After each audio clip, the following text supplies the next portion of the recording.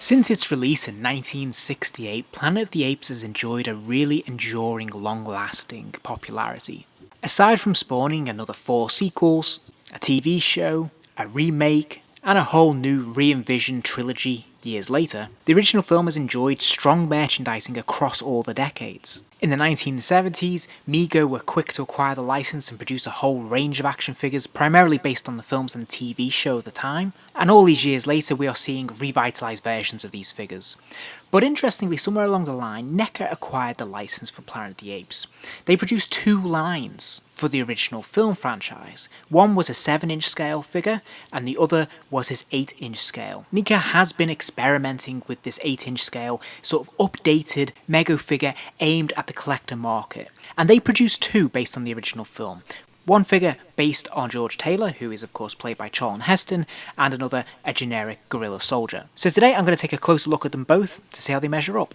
The packaging for both of these figures is absolutely wonderful, but in particular, the Taylor figure really shines for me. I love the card art that we see in the background there. This is again in that painterly style, and it's so beautifully rendered and very, very evocative of what we see on screen. It's very presentable, it looks great on display, and it's very friendly towards collectors. The reverse of the packaging focuses on photography, so we have an image of the actual figure, and there's some nice attempts there to recreate some of the iconic imagery from the film. There's also a little bit of a bio there about the character, which is great, and there's some information about the extras that you get with this figure. NECA have opted to go for the Taylor as he first appears in the film in his astronaut suit.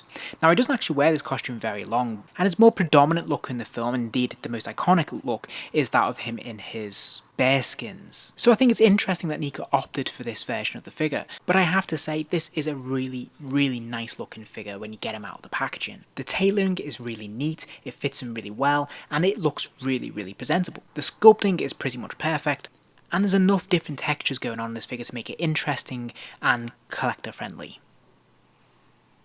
And whilst the costume is quite simplistic, there are some nice little opportunities for detailing, and NECA have seized these. So we can see that the boots, which are hard plastic mould, are nicely detailed there. They look quite worn, it's a nice little paint wash, and I think they've done a nice job with the sculpt as well. Likewise, those little details there, such as the sticker on his chest there, the answer, thinly veiled NASA, and his name tag Taylor, plus also the paint daps around the belt buckles on those straps there look really good as well. And again, we can see some details on the reverse here. The American flag, for example, looks really nice. I think the likeness is astonishingly good as well. I think this is a really, really strong head sculpt. It's quite rare to get a sculpt actually this accurate and this close, especially at this scale. Bear in mind it is only 8 inches, so I think they've done a pretty fantastic job of capturing that look there.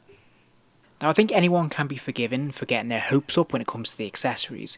After all, the packaging does suggest that there's some accessories here. They do spotlight it on the back of the box, but yeah, dial back those expectations now. Because although his backpack does open up, and my initial thought was, wow, do we get all this stuff? Do we get a gun and a hammer and all these individual pieces that he can put in his hands and put on display? They are molded into the backpack, so these are not individual pieces. They are beautifully well presented though. I think they're very nicely painted. They've done a really good job of making them look like you could grab them out the pack there, but they are one mold, so they are not separate. They are just a painted piece.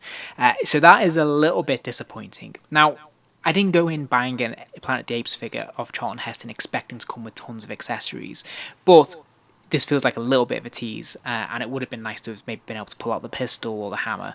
The articulation is everything you'd expect in a NECA figure of this scale. He can move his head right the way around. He can lift it up and down a fair distance as well. It is on that ball joint there, and it looks really, really good. So lots of articulation in the head. Fantastic.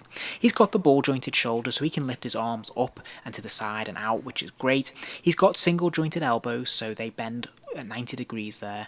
And of course he's got a swivel at the wrist, which allows him to spin his hands around 360 degrees, and of course they are hinged, so he can bend them inwards and outwards as well. He also has a swivel at the waist, so he can spin from side to side, but there is no ab crunch. He does have the hinge hips, so he can kick his legs out to the side, he can kick them forwards and backwards as well, a little bit of a distance, which isn't bad, and he also has those single jointed knees, so again, he can bend them 90 degrees there. There is no calf or boot swivel, but he does have a hinge at the foot, so he can arch his foot backwards and forwards. Moving on to the Gorilla Soldier, we can see again that we have some proper art for the card art here. We can see that this has been properly illustrated and painted, and it looks really, really nice and very effective, and again, very attractive to put on display. Likewise, when we look at the reverse, again, they've made the effort to take a photo of the figure in an action pose and put it in the world that we'd recognise from Planet of the Apes. And again, this just looks really, really great. And again, the presentation of the figure out of the box is really, really wonderful. There is that same level of detail, which is really nice, but also the fabric that they've used is well tailored. There's lots of different textures going on here, and I have to say I give them top marks as well for the material they've used for the purple coveralls, because it looks really shiny, it looks really metallic, and it just looks really nice. They've done a really good job with the presentation here. It really helps the figure pop. And whilst the costumes are fairly simple in terms of the design, NECA have seized upon every opportunity to give us as much detail and make this figure as rich and as lived in as possible. So we can see there's some nice effort here to put some mud splatter across different parts of the costume. I think that looks really cool. Again, just adds that sense of, I suppose, verisimilitude, that sense of realism from on screen, and I think they've done a really nice job. Likewise, I really like the leather tunic as well, and the fact that it's ribbed and it's got those kind of tubes going through it look really good. Finally, if we look at the feet, they are obviously sculpted boots, and of course they do have the distinctive toe as well, which I think, you know, again, top marks for this.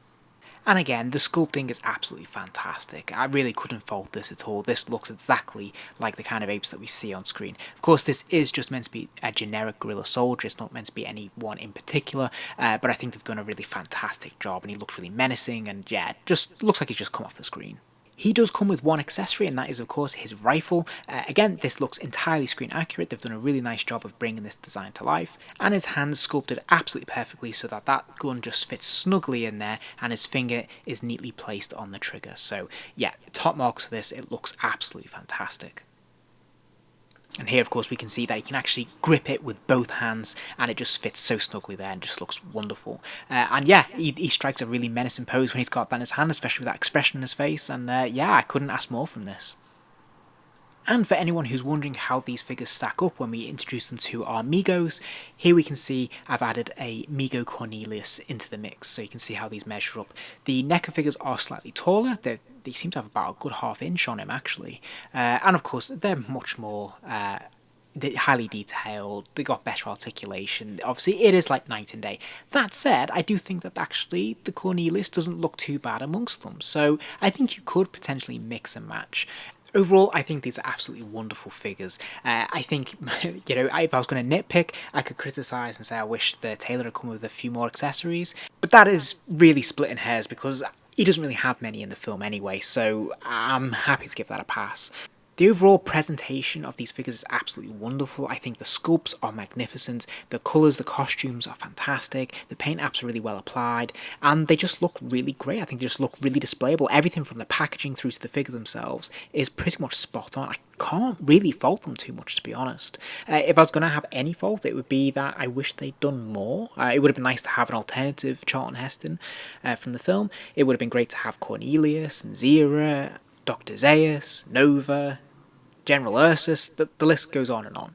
The point is, it's a lovely line. They've done a fantastic job with these figures, and I just wish it had been more successful and they'd done more in this line, because it would have been really, really fun to fill out the collection with these. I hope you enjoyed the vid. If you did, please do give it a like, and remember to subscribe, as I will be posting more videos soon.